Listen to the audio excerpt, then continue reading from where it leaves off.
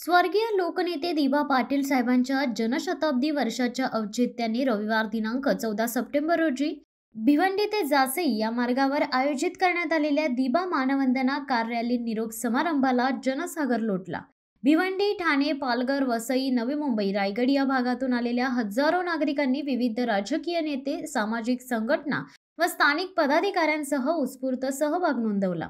विमानतळाला दिबा पाटील यांचेच नाव मिळाले पाहिजे, शेतकरी कामगारांचा सन्मान झालाच पाहिजे, सरकार झुकलेच पाहिजे अशा घोषणांनी संपूर्ण परिसर दुमदुमून गेला। विमानतळाला दिबा पाटील साहेबांचे नाव मिळालेच पाहिजे ही एकमुखी मागणी यावेळी करण्यात आली।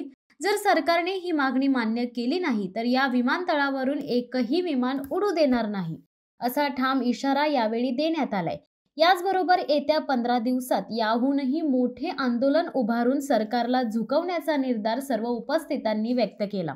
दिबा पाटील हे केवळ एक नाव नाहीये तर शेतकरी, कामगार, आदिवासी आणि सामान्य नागरिकांच्या हक्कासाठी लढणाऱ्या चळवळीचे प्रतीक आहे। त्यामुळे नवी मुंबई विमानतळाला त्यांचेच नाव देणे हे न्याय असून ती जनतेची खरी मागणी आहे। या आंदोलनाला खासदार सुरेश म्हात्रेस उर्फ बाळ्या मामा, शिवसेना उद्धव बाळासाहेब ठाकरे, खासदार संजय दिना पाटील, माजी आमदार जयंत पाटील, माजी आमदार राजू पाटील, माजी आमदार बाळाराम पाटील, शिवसेना रायगड जिल्हा प्रमुख श्रीदादा घरत, शेकापचे राजेंद्र पाटील, उपनेते बबनदादा पाटील, अतुल म्हात्रे उपस्थित होते। शिवसत्ता टाइम्स न्यूज ब्युरो, पनवेल। दे धडक बेधडक वृत्त देणाऱ्या आपल्या शिवसत्ता टाइम्स न्यूज चॅनलला लाल बटन दाबून सबस्क्राईब करा आणि बेल आयकॉनला क्लिक करायला विसरू नका।